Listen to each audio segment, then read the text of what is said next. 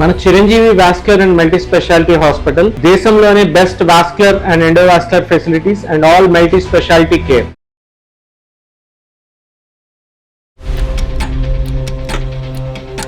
బాబుని తీసుకొని వెళ్ళారండి Right. దానికి. బాబుకు 3 ఏళ్ళప్పుడు అప్పుడు బాబు తప్పిపోయారండి మా బాబు.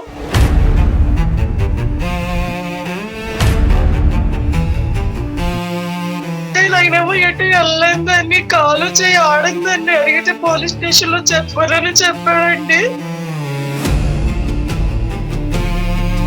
దేవుడు నా మీద ఇంత ఖర్చు కట్టాడు. పుట్టిన దగ్గర నుండి తల్లిదండ్రుల దగ్గర ఇక్కడ దేవుడిని తిట్టుకున్నానండి.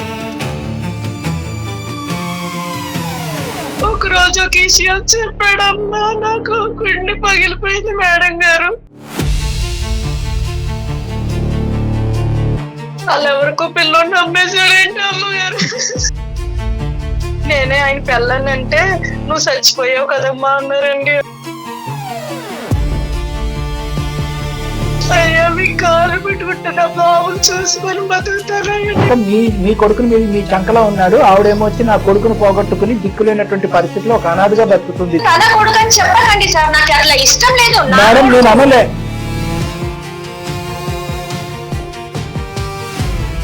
మీ బిడ్డ అనేటటువంటి కాన్ఫిడెన్స్, ఒక తల్లిగా మీకు ఆ బిడ్డ ఒక అటాచ్మెంట్, ఒక బాండింగ్ ఉంటే కనుక కమాన్.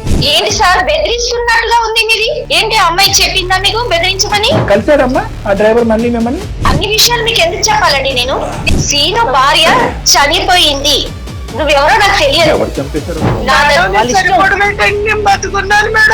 మీరు 50,000 పంపించినట్టుగా చనిపోయినటువంటి వ్యక్తి యొక్క పాస్ బుక్ లో ఉంది. నువ్వు ఫస్ట్ వైఫా సెకండ్ వైఫా, నువ్వు చచ్చిపోయి ఎలా పుట్టావు, ఈవిడికి ఎందుకు ఇవన్నీ? ఇదే పోలియోతో బాధపడి అవిటితనంతో బాధపడుతున్నటువంటి ఒక స్త్రీమూర్తి నీ కళ్ళు ఎదుర్కొంటే వచ్చి నీ తలుపు తచ్చినప్పుడు దొంగ కేసు పెడతా అన్నావు నువ్వు. డబ్బు కావాలా, ల్యాండ్ కావాలా, ఏదైనా ఇస్తాను. నా కొడుకు నేను ఇవ్వలేను. ఆ డబ్బులు ల్యాండ్ మాకు ఇవ్వండి, బిడ్డను అక్కడ ఇవ్వండి. మా దగ్గర డబ్బులు బాగుంది. ఫుల్ స్టాప్, లెక్క తెలిపోయింది.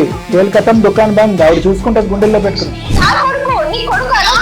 నిజంగా నీ బిడ్డ అయితే కనుక బ్రహ్మదేవుడికి కూడా విడదీసేటటువంటి అవకాశాలు ఏమో ఆఫ్టర్ ఆల్ డాక్టర్ కళ్యాణ్ చక్రవర్తి ఎవడమ్మా.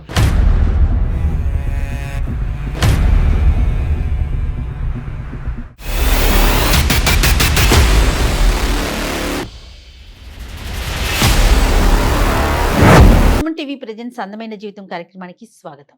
నమస్తే కళ్యాణ్ గారు. సత్యలక్ష్మి అనే ఆవిడ మనకి మెయిల్లోనే తను వాయిస్ మెసేజ్ పెట్టారండి మనకి. చాలా చాలా బాధ అనిపించింది. సో ఇమీడియట్ గా తీసుకుందాం అనిపించింది ఆ కాల్. సో ఒకసారి మరి మాట్లాడదామండి. సత్యలక్ష్మి అండి ఆవిడ పేరు. సత్యలక్ష్మి, తప్పకుండా మేడం. హలో హలో అమ్మా, సత్యలక్ష్మి గారా మాట్లాడేది? అవునండి, నేను జయానండి, సుమన్ టీవీ అందమైన జీవితం ప్రోగ్రామ్ నుంచి మాట్లాడుతూ ఉన్నాను. అమ్మ నమస్తే అమ్మ, నమస్తే. అదే మీరు వాయిస్ మెసేజ్ పెట్టారు, అది విన్నాక ఇమీడియట్ గా మీతో మాట్లాడాలి అని చెప్పి నాతో పాటు డాక్టర్ కళ్యాణ్ చక్రవర్తి గారు కూడా ఉన్నారు. అమ్మ మీ సమస్యను ఒకసారి చెప్పండి అమ్మా. అమ్మా సత్య చెప్పండి అమ్మా. నమస్తే అమ్మా. సార్ నమస్కారం అండి. నమస్తే అమ్మా. మీ వయసు ఎంత ఉంటుందమ్మా సుమారుగా? సార్ నాకు 29 ఏళ్ళండి. 29 years. అవునండి, మాది ఈస్ట్ గోదావరి. నేను చిన్నప్పుడే హ్యాండిక్యాప్డ్ అంటారు కదండి, వికలాంగురాలండి. అమ్మా మా అమ్మ మా నాన్నగారేమో కూలి పనులు చేసుకుంటారండి. అలాగే పనులు అవి చేసుకుంటూ చిన్నప్పుడు అలాగే బడికి వెళ్ళేదాన్ని అండి. పెద్దయ్యాక ఇంకా ఆపేశారండి, ఇంట్లోనే ఉన్నాను. ఏ క్లాస్ తో ఆపేశారమ్మా మీరు చదువు? నేను 9 వరకు చదివి ఆపేశానండి. అప్పుడు ఇంకా ఆడపిల్ల బయటికి వయసులో వెళ్ళొద్దని చెప్పేశారండి. మీకు ఉన్నటువంటి లోపం ఏంటమ్మా? శారీరక లోపం ఏంటి? పోలియో అంటారు కదా సార్. అదే కాళ్ళకమ్మా? కాలును చెయ్యి కూడా ఉంటదండి, కొంచెం తొంటిగా నడుస్తాను సార్. చెప్పండి అమ్మా. 9వ తరగతి వరకు చదువుకున్నారు, తర్వాత ఆపేశారు. ఆ తర్వాత ఇంకా ఊర్లోనే అమ్మ నాన్నకి సాయం చేసుకుంటూ, ఇప్పుడు కరోనాది వచ్చింది కదండి, అప్పటికి పెళ్లి సంబంధాలే చూస్తూ అవ్వపోయేసరికి ఆ టైంలో 2019లో అలాగా ఒక సంబంధం వస్తే హైదరాబాద్ లో ఉంటాడు అబ్బాయి, కార్ అయితే తోలుతారు, మంచి వాళ్ళ అబ్బాయి మనోళ్ళు అని చేశారండి. మా అమ్మగారు నాన్నగారు చేశారు. పెళ్లి అయింది, 2 నెలలు అటు ఇటు తిరుగుతాం కదండి. ఆ టైంలో అది అప్పుడు అన్ని బంద్ చేసి ఎక్కడోళ్ళు అక్కడ ఉంచేసారు కదండి. కరోనా వచ్చింది కదా సార్. ఇంకా అప్పుడు ఆయన ఇంకా ఉద్యోగం పోయిందని ఇంకెక్కడే ఉండడం, ఏ పని లేకుండా తాగడం, అంతకు ముందు తాగుడు అలవాటు ఉందని తెలుసండి. అలా తాగుతూ ఇంకా ఎక్కువ తాగుతూనే ఉండేవారు, ఏ పని చేసేవారు కాదు. అంటే మీకు పోలియో ఉన్నా కూడా అతను పెళ్లి చేసుకోవడానికి ముందు వచ్చాడమ్మా? చేసుకున్నారండి, మా చుట్టాలు అతను చేయించారండి ఆ పెళ్లి. ఓకేనమ్మా. అంటే ఏమి ఆశపడలేదమ్మా అతను కట్నం గానీ ఏమీ ఆశపడలేదు? లేదండి. అతనికి ఏంటంటేనండి, మా మావయ్య గారు చిన్నప్పుడు చనిపోయారండి. అమ్మా. అమ్మగారు ఒక్కలే ఉంటారు. ఇక మా అత్తయ్య గారు నన్ను ఎక్కడో చూసారని, మంచి పిల్ల, ఇక డబ్బు లేకపోయినా బాగుంటారు, మా అబ్బాయిని చూసుకుంటారని చేశారండి. ఇంకా అలా అయినాక కోవిడ్ వచ్చాక ఇక ఇతను తాగడం అంటే ఇంకా బాగా ఇక ఎక్కువైపోయిందండి. ఇంట్లో ఉండిపోయి పిచ్చెక్కిపోయి అప్పుడు ఇక ఆ బంధు ఈ బంధు అని తాగేసేసి ఇక పనికి వెళ్ళేవాడు కాదండి. ఇంకా నన్నైతే బాగానే చూసుకునేటోడు. నేనేంటంటే ఇక నాకు టెన్షన్ వస్తే ఇంట్లో ఈ మిషన్లే కుడతారు కదండి, మిషన్లే కుడతారు కదా సార్, అవి కుట్లు వేసుకొని అవి చేసుకొని నేను ఏదో ఇల్లు పోషించుకుంటున్నానండి. ఇవన్నీ ఏ మూలకమ్మా ఈ రోజుల్లో? నీకు పెన్షన్ వచ్చినా లేకపోతే మిషన్ కుట్టుకున్నా నువ్వేమో వికలాంగురాలివి, ఎంతవరకు వస్తుంది సంపాదన? ఏంటి అసలు ఏం సరిపోతుంది? ఆ తాగుడికి కానీ ఇంటి ఖర్చులే ఎక్కువ ఉంటాయి కదా ఈ రోజుల్లో. అంటే ఇంకా ఆ టైంలో అందరూ అలాగేనే పాడైపోయారు కదండి. ఆ టైంలో అందరు ఇళ్లలో ఉండేసరికి నేను ఇంకేమనేదాన్ని కదండి. అప్పుడప్పుడు వెళ్ళి ఏదో పని చేసుకొచ్చి ఎంతో కొంత ఇచ్చేవాడండి. అదేలే. అయితే మాకు అప్పుడు ఒక బాబు పుట్టాడండి. తర్వాత అంటే ఎప్పుడు పుట్టాడమ్మా బాబు? 20లో పుట్టాడండి. మీకు మ్యారేజ్ 18 లో అయింది కదమ్మా? 2019 పెళ్ళైన తర్వాత 6 నెలలకి ఖైదు వచ్చిందండి. 2-3 నెలల తర్వాత అది ఏంటంటే ఆపేశారు కదా అంతా. అదేలేమ్మా, కన్సీవ్ అయ్యారు ఆ కోవిడ్ టైంలో. అవునండి, అవును. సరే చెప్పండి అమ్మా. బాబు పుట్టాడండి. బాబు పుట్టాక బాగా ఉన్న దానిలో ఏదో చిన్న చిన్న పని చేసేవాడు, తాగుతూ ఉండేవాడు, కానీ నన్ను ఎప్పుడు ఏమనలేదండి. బాగానే చూసుకున్నాడు. వెళ్ళాను ఒకసారి, మా ఊర్లో తీర్థాలు జరుగుతాయండి, తెలుసండి, మాకు ఊర్లో జరుగుతాయి కదా, నేను రమ్మన్నారు. నాకు అప్పుడు నేను అంటున్నానని బాబుని తీసుకొని వెళ్ళారండి తీర్థానికి. బాబుకు 3 ఏళ్ళు అప్పుడు. ఎవరి ఊర్లో అండి? ఎక్కడమ్మా? మాది కరాప్ మండలం. మాకు అది పెద్దగా సంబరం జరుగుతుందండి. తెలుసమ్మా. ఆ తీర్థానికి మీరు 3 సంవత్సరాలు అబ్బాయిని తీసుకుని వెళ్ళారు? నేను కాదండి, మా ఆయన సీను తీసుకొని వెళ్ళాడండి. ఓకేనమ్మా. సీను తీసుకొని వెళ్ళి ఇంకా బాబుని తీసుకెళ్లాడు. ఎంతకీ రావట్లేదు అని చూసి మా వాళ్ళ అందరూ ఏదో చూస్తుంటే వచ్చి బాబు తప్పిపోయాడు, ఎక్కడున్నాడో తెలియదు అని చెప్పారండి. చాలా హ్యూజ్ రష్ ఉంటది మేడం అక్కడ.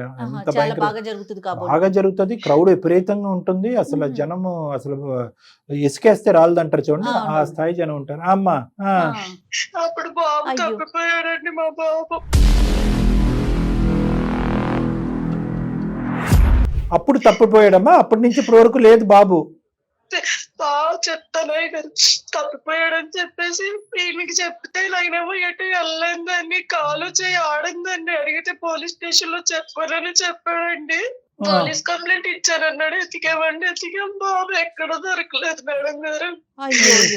దేవుడు నా మీద ఎంత ఖర్చు కట్టాడు, పుట్టిన దగ్గర నుండి తల్లిదండ్రుల దగ్గర ఇక్కడ అన్ని చోట్ల పరిచెత్తాడని దేవుడిని తిట్టుకోలేదండి. అలాగే అయిపోయినాక ఒకరు బాబు తప్పిపోయిన ఒక 1 year కి అలాగే తర్వాత ఇతను ఉండడము, అసలు ఇంట్లో సరిగా ఉండకపోవడం, వెళ్ళిపోకపోవడం ఉంటే నేను పట్టించుకోలేదండి. వస్తాడు వచ్చినప్పుడు అని ఊరుకున్నానండి. ఇప్పుడు ఏమైందంటే అండి, 1.5 సంవత్సరాల క్రితం అతనికి యాక్సిడెంట్ అయిందండి. తాగి మొత్తము బాగుండేటోడు, ఎర్రగుండేటోడు తాగి పాడైపోయి యాక్సిడెంట్ అయ్యి కాలు చేయి పడలేదు, మళ్ళీ నా దగ్గరికి తెచ్చి పడేశారండి.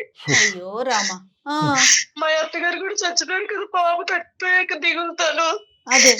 ఇంకా కాలు చేయలేని పరిస్థితి నాకు తెలుసు కాబట్టి నేనే చాకేనండి, అన్ని ఎత్తి చేసి చూసుకున్నానండి. లివర్ ఇన్ని పాడైపోయి ఇంకా మనిషి డౌట్ నేను ఏడుస్తున్నాను. నువ్వేమో ఎలాగున్నావు, నాకు అమ్మ నాన్న కూడా సపోర్ట్ లేదు, నా బాబు నా బాగుండా అని చూసుకొని ఎలాగైనా బతికేదాన్ని. ఒక రోజు ఒక విషయం చెప్పాడమ్మా, నాకు గుండె పగిలిపోయింది మేడం గారు. ఏం చెప్పాడు? బాబుని అప్పుడు పెళ్లికి ముందు డ్రైవర్ గా చేస్తాడని చెప్పాను కదండి హైదరాబాద్ లో. వాళ్ళు ఎవరికో పిల్లోని అమ్మేశాడండి అమ్మగారు. అమ్మేశాడమ్మా?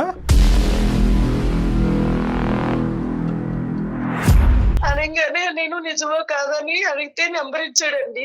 నెంబర్ ఇచ్చాడు. ఇక ఆ తర్వాత ఆయనకి నాకు అది ఫోన్ చేసినాను, నెంబర్ కలవలేదు. తర్వాత ఇతను ఒక 2 నెలలకి చనిపోయాడు మా ఆయన. హాస్పిటల్ కి తిప్పి నేను ఒక్కదాన్ని కాలు వేసుకొని తిరిగి హాస్పిటల్ కి వెళ్ళి చనిపోయినాక సర్లేమ్మా. మళ్ళా తర్వాత ఏం జరిగిందమ్మా? చనిపోయి ఎంతకాలం అయింది? 6 నెలల పైన అయిందండి. ఓ ఇప్పుడు ఈ రోజుకి 6 నెలల పైన అయింది. అవునండి. తర్వాత అమ్మా? మేడం గారికి కాల్ చేస్తే ఎవరమ్మా అంటే శ్రీను బాబు వాళ్ళ వెళ్ళామండి, ఒకప్పుడు మీ దగ్గర చేశాడు కదా పలానా శ్రీను బాబు అంటే, ఆవిడ గుండెలో అదేంటమ్మా రాయిపడి నువ్వు ఉంటుంది. ఏంటమ్మా మళ్ళీ పెళ్లి చేసుకున్నాడా అని అడిగారు నన్ను.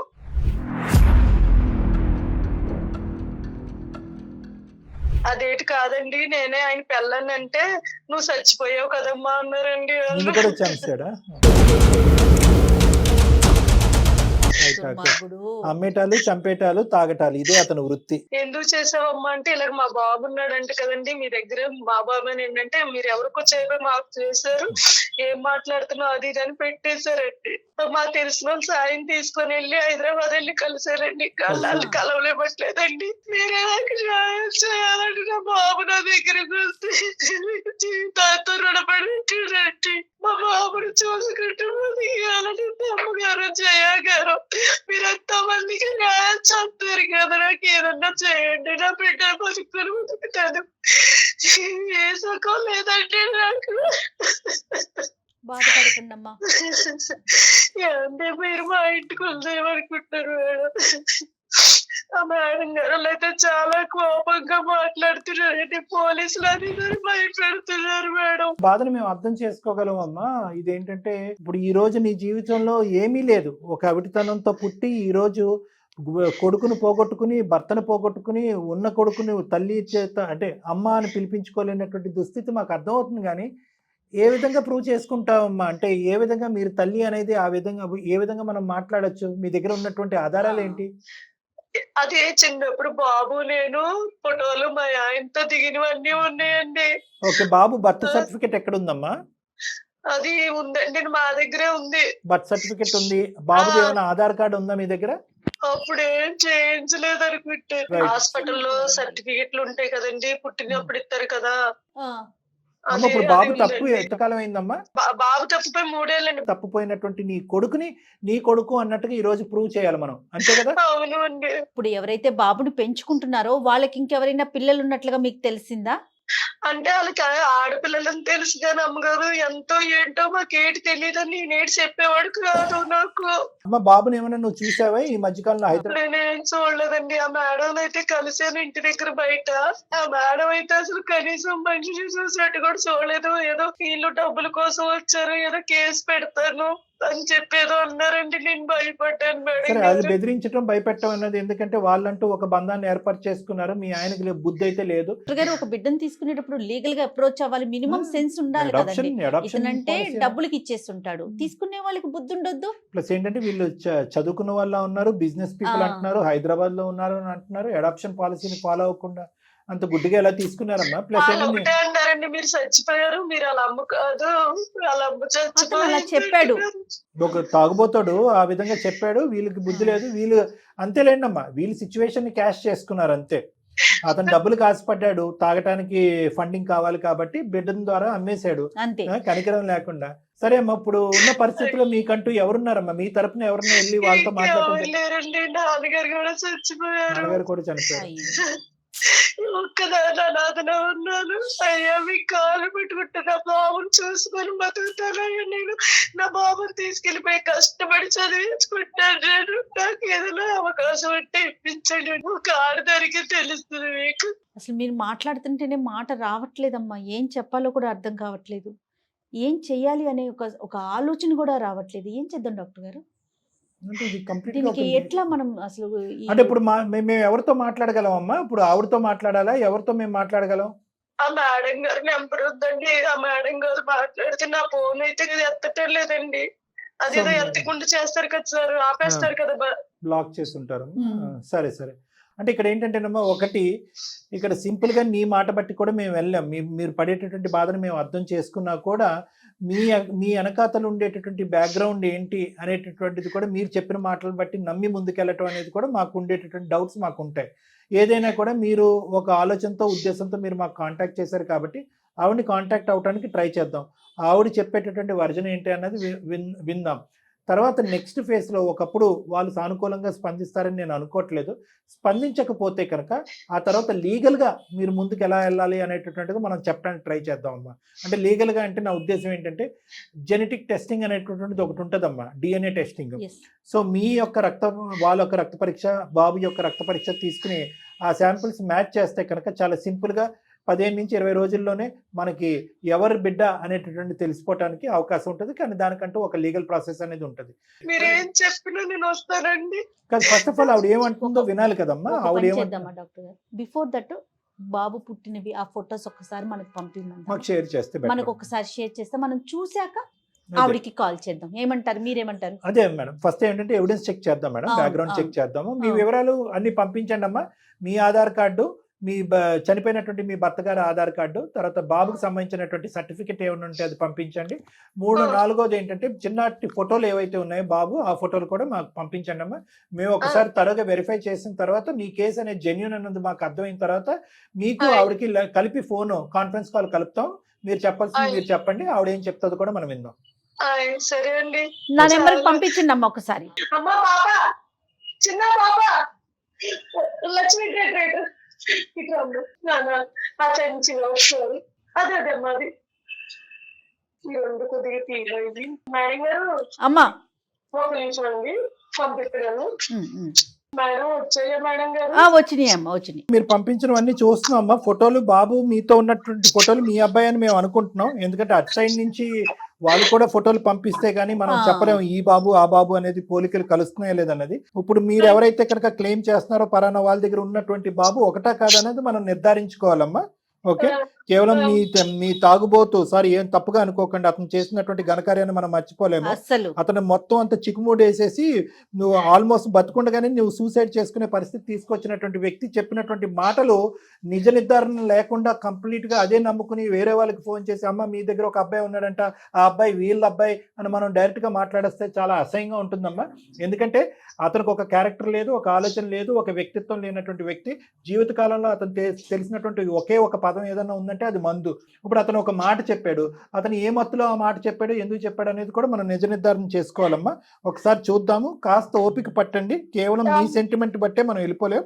మీరు పంపించినటువంటి ఈ సర్టిఫికెట్స్ వరకు అయితే మాత్రం ప్లస్ ఫోటోగ్రాఫ్స్ వరకు అయితే మాత్రం ఇవి కరెక్ట్. నెక్స్ట్ స్టెప్ మనం వేద్దాం. ఒకసారి కలుపుదాం మేడం. అమ్మా సత్యలక్ష్మి, నువ్వు నీ భర్తని ఏమనకండి సార్ అన్నట్లుగా అంటున్నావు, కానీ నాకు తెలిసి ఉన్నట్లయితే నిన్ను కూడా తాకట్టు పెట్టేసేవాడే తల్లి. అందులో అసలు ఎలాంటి అనుమానం లేదు.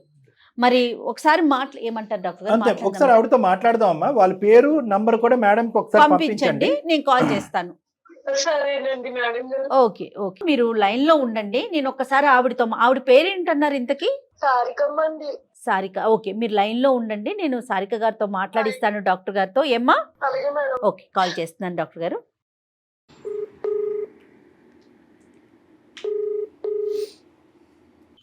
హలో, నమస్తే అండి, సారిక గారా?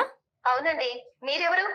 నేను సుమన్ టీవీ అందమైన జీవితం ప్రోగ్రామ్ నుంచి మాట్లాడుతున్నానండి. నా పేరు జయ అండి. నాతో పాటు డాక్టర్ కళ్యాణ్ చక్రవర్తి గారు ఉన్నారు. నాకు కాల్ చేయవలసిన అవసరం ఏంటి? హలో చెప్పండి. సారిక గారు నమస్తే అమ్మా. నమస్తే సార్, మీరు నాకు కాల్ చేయడం ఏంటండి? అసలు అర్థం కావట్లేదు, చెప్పండి. లేదమ్మా, మేము చెప్తే మీకు అన్ని వివరాలు అర్థం అవుతాయి. అయితే మాకు ఒక కంప్లైంట్ వచ్చిందమ్మా. ఒక వ్యక్తి సత్యలక్ష్మి గారు అనేటటువంటి ఒక ఆమె, ఆవిడ పోలియోతో బాధపడుతూ చిన్ననాటి నుంచి చాలా ఇబ్బందులు పడుతూ భర్తను పోగొట్టుకున్నటువంటి ఒక వ్యక్తి 3 సంవత్సరాల క్రితం వాళ్ళ కొడుకును కూడా పోగొట్టుకుంది. ఇప్పటి వరకు తప్పిపోయాడు అనేటటువంటి కొడుకుని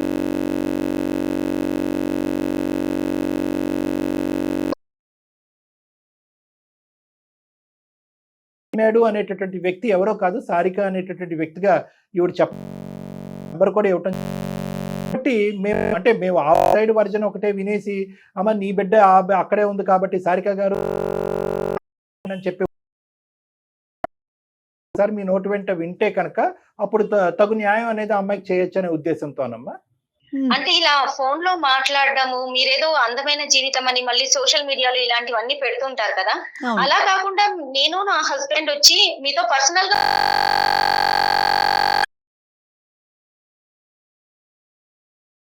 పరువు ప్రతిష్ట మా మామయ్యకు మా ఆయనకు ఉన్నాయండి, ఇవన్నీ పోతాయి కదా మరి ఒక్కసారిగా. నేను నా హస్బెండ్ ఇద్దరం వచ్చి మాట్లాడతానని చెప్తున్నాం కదా. ఇప్పుడు వస్తారమ్మా? ఇప్పుడు రాగలరా మీరు ఆఫీస్ కి? ఇప్పుడు రాలేమండి, ఇప్పుడు ఎలా వస్తామండి, మా ఏమ్మా? హస్బెండ్ కూడా లేరు. అమ్మా అక్కడ అమ్మా అంటే ఎప్పుడు రాగలరు మీరు? తెలియదండి, మా హస్బెండ్ కనుక్కొని చెప్తామండి. ఇదేనండి మాట దాటవేసే. అమ్మ మీరు ఏదన్నా ఒక ఎండ్ పాయింట్, ఒక అర్థమయ్యేటటువంటి పదము, ఒక అర్థమైనటువంటి ఒక సమాధానం. సరే, ఒకవేళ మీరు చెప్పాలనుకునే విషయం ఏంటో చెప్పండి సార్. సత్యలక్ష్మి అనేటటువంటి వ్యక్తి ఎవరైతే కనుక 1-2 సార్లు మీకు ఫోన్ చేయడం జరిగిందో, ఆవిడకి పూర్తి వివరాలు కూడా చెప్పకుండా కాసేపు అర్థమైనటువంటి విధంగా మాట్లాడి, ఎప్పుడైతే మీ కొడుకు సంబంధించినటువంటి అంశం పరిగణలోకి తీసుకొచ్చి చెప్పడం జరిగిందో, వెంటనే మీరు ఫోన్ కట్ చేసేసి తర్వాత ఆవిడ ఫోన్ నెంబర్ అనేటటువంటిది బ్లాక్ లిస్ట్ లో పెట్టారంట. అలా చేయవలసినటువంటి అవసరం అవును, కాల్ చేసి నా కొడుకు